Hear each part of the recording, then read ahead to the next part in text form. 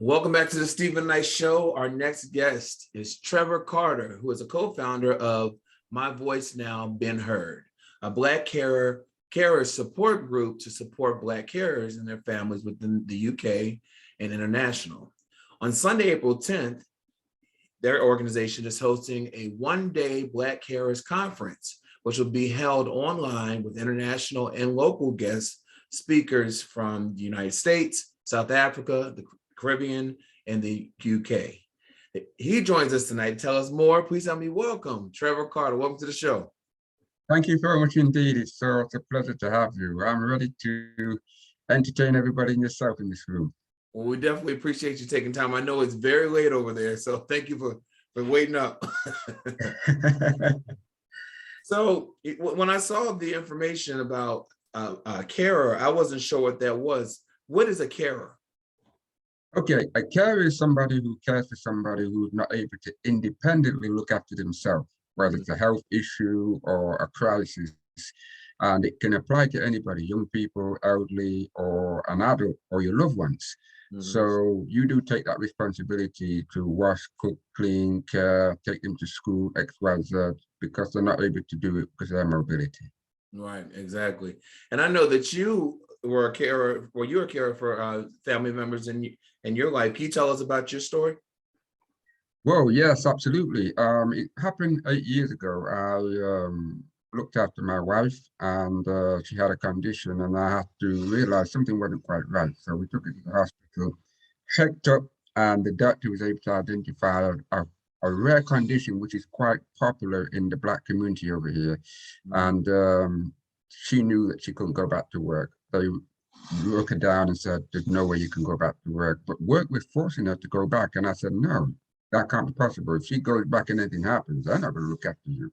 Yeah. So I had to do a bit of fighting, unfortunately, to get her pension release early. And we did get it eventually at the end. So we ended up looking after her. And then my son, who was very young, take him to school, wash, cook, clean, do all that kind of responsibility.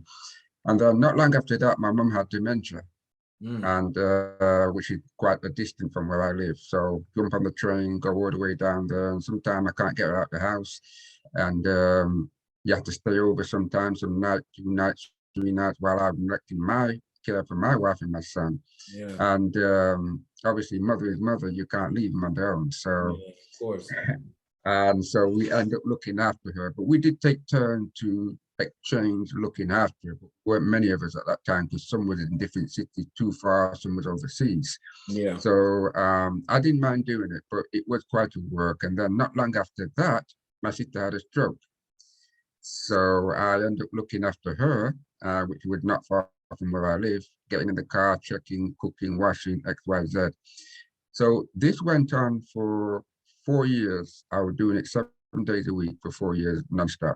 Wow. And I got depressed.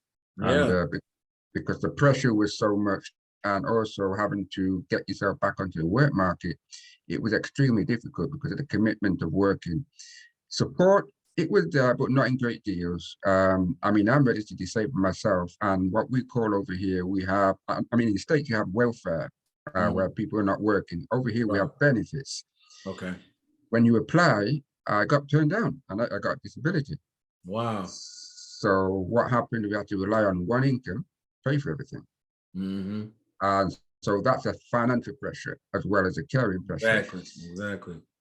But it came to a turning point where I realized, I looked at my wife and my son, I said, look, if I go, who's going to look after them? So that's when I realized time to put my socks up and get real. Mm-hmm. And I decided to do a lot of remedies and herbs and alkaline water, did a lot of research over the years with my sister, who used to work in the National Health Service. She left and set up her own business, which is remedies and herbs. And she's a strong believer in relying on remedies and herbs and keeping things natural. Mm-hmm. So I did that, and my amazement, and I did a lot of research. And what I found out is about how the mind works. Mm-hmm. Very powerful. Yeah. And I was able to reverse my depression without any medication. Wow, that's awesome. None whatsoever. So So all that now, I'm back here now. I'm healthy, I'm fit, I'm stronger, years on, years on. And again, do a little bit of work support for my wife, but my mum's not around no more. So, and my sister's getting a little bit better and stronger. So yeah, that's really my background. That's your background, yeah. And so how did you meet Monica? Because Monica is your co-founder, Monica Fuller. How did you meet her? We are a group online which we meet every Tuesday, Yeah. and I've been at it now for 2 years. And it's like people come together, talk about various things going in our community, what's going on. It's an open topic about health. Mm-hmm. And I did a presentation about mindset and how to change your mindset. And she was aware that I was a carer. So she came offline and then she went home and she called me and said, look, something told me after you did a presentation, why don't we work together and put on a group to help carers who are suffering? Yeah. So she's a carer herself for her mom at the moment. She's been doing it for years and years. Problem is, here's the funny thing about it, Stephen, is the name of it, what you just read, was not actually the original name. Okay. The original name when we started in January, I mean, it took me 5 hours to put the website together. I just, yeah, 5 hours, I just hit. We started in January, and the name was My Voice Not Heard. That's what it's supposed to be. Mm-hmm. But when I sent it to Monica, she said, Trevor, you've written it wrong. I said, what do you mean? She said, it says My Voice Not Heard, and which is a usual thing to use. Yeah. But it was then written as My Voice Now Heard.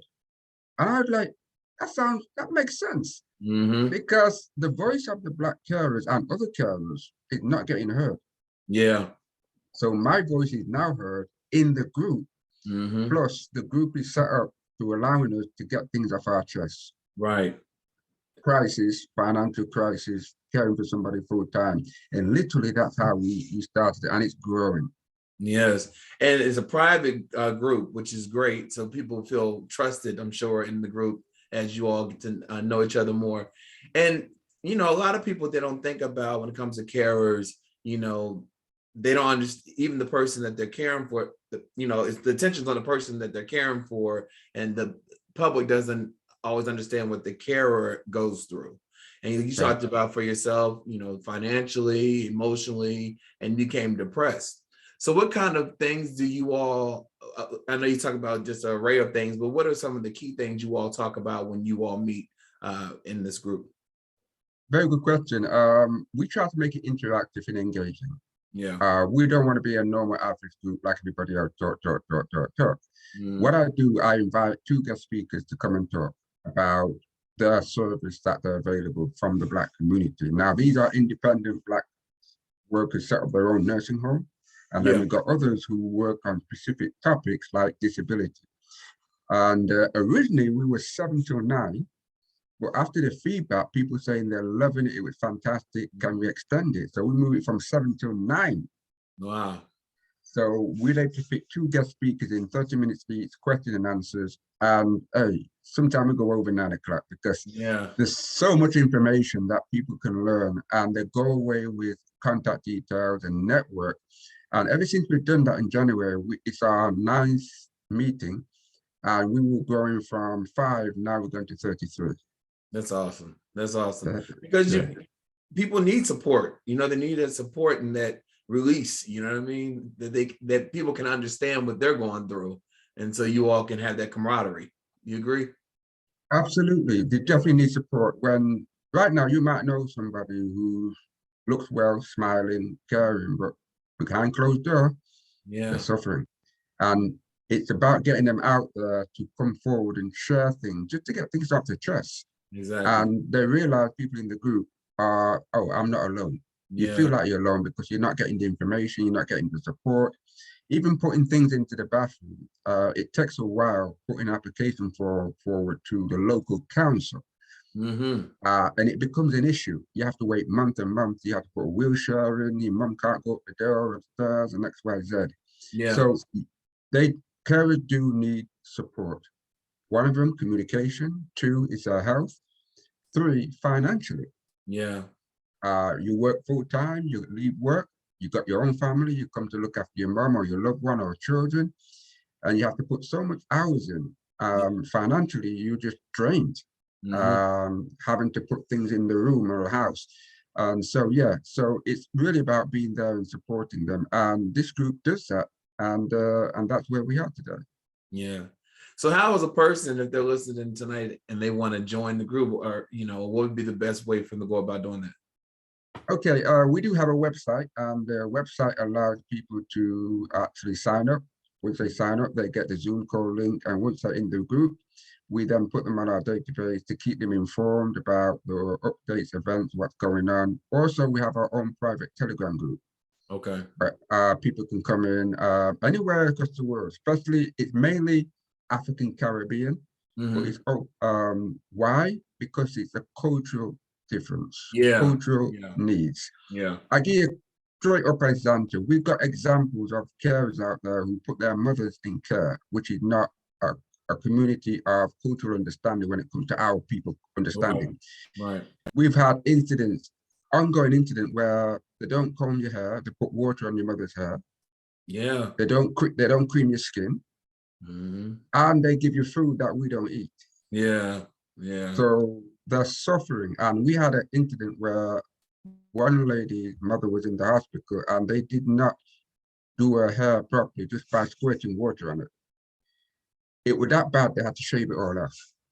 And then you have people just laying in the bed days and days, don't even come in and pay attention to creaming their leg when you wash or bathe, or they're just so stuck in the bed. And giving them food that not going to sustain you. You have soul food in the US. Soul food, your finger licking kind of thing, Yes, that's my mama cooking, my sweet mama pie, all those kind of things. We have the same thing over here. Cultural need, we need that, and it's not there because we're in an organization that's not catering for our cultural needs. Exactly. So that's a challenge. So again, that's another reason why carers come on, because they identify it's ongoing. It's been going on for years. Yeah. So this group is about empowering people to speak out, get their voice heard, and networking and make things happen. Absolutely. Well, on April 10th, you're having the Black Carers Conference. And what can we expect? Oh my goodness. It's equivalent to your Netflix account. Okay. It's all day, 10 a.m. in the morning till 9 at night, 10 hours. Wow. Okay. You can have a comfort of your home, or you can download Zoom on your phone. You can be walking, drive. Well, I wouldn't say driving. I want to be careful on that one. Right, exactly. You're going to get care after that. Yeah. You can't be spinning around San Francisco with your mobile and you'll be stopped straight away, yeah? You can download it straight on your phone. You can watch it from your home. You can be cooking, washing, and it's open like we're doing now. You can actually see live everything. We've got entertainment, we've got gift, we've got 12 fantastic dynamic speakers. We've got Kenyon Clover, who's actually based in, he's a former NBA player. Okay. And he's a Hollywood actor, and he's a filmmaker. Okay. And he's going to be talking. Then we've got Dr. Harris, who is actually 70 years old, fitter than me and you put together, in Jamaica. Climb tree, runs, cycles. He don't have a walking stick. He can do anything that we would do. Right. And he's never drank water for almost 40 years. Never drink water? 40 years. Wow. Because he's a pure herbalist, organic food specialist. Okay. He keeps himself fit and healthy of that. And he's going to be coming on teaching about how we're supposed to be eating healthy. And that's a diet. Oh, absolutely. Junk food, people's choice, but what is it doing to your body? And 70-year-old, it's just a number. Yeah, that's true. And there's a couple of people in US who I know is a bodybuilder. She's 79 years old and she's an African Caribbean bodybuilder, and she's teaching people to keep healthy, and she's walking around like a 25-year-old, a 30-year-old. Yeah. So we've got 12 dynamic speakers. We're going to have entertainment, and we're going to have gift. We're going to have breakout rooms where people can go into the room to learn more about certain services. Okay. So there's 10 minutes in that room, they come out, they go back in another room for 10 minutes, they come out, they go back into another room for 10 minutes. And yeah, and we got a guest speaker from South Africa who I spoke to. She was looking after her mother and she got a disability. And we've got a couple of people talking about disability, Black women and disability. What is Mm, it like to be a mother caring for your parents and having a disability yourself? yourself, yeah. Yeah. Um, and then we've got somebody will be talking about the Windrush experience, but I'm not too familiar if you're aware of that. Windrush is an experience of people from the Caribbean who came over in the 60s Okay. to work in UK. And Windrush experiences where it was high profile racism, like nobody's business. You couldn't enter into a home with my dad and mum time. Mm, And now the government in UK are deported people being here all that time back to the West Indies. wow. So Wow.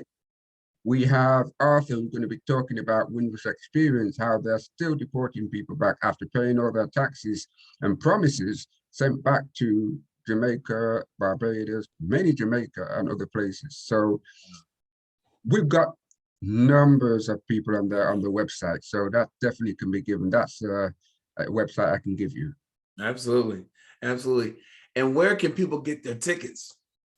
Right online, when you go into the website, www.myvoicenowheard.co.uk, you go on there, all the details on there, the guest speakers, also the program for the whole day. And you click on there, it takes you straight through the pay element. You make £20 per person, and £20 per person is 10 hours of entertainment. Right. Exactly. Yeah. And a lot of knowledge. A lot of knowledge. Absolutely. Yeah. Lots of knowledge, guest speakers from US, Jamaica, and from South Africa, gift and prizes, and you can go into the breakout room. And so, yes, all the information there on the website. Wow. Anybody from the world can access it. Anybody in the world can access it. So listen, go online. There'll be a link in the bio of this video where you can learn more. But I want to thank Trevor Carter for joining us. And for more information on Black Carers Conference, please visit our website as well, thestephenknightshow.com. We'll be right back after this.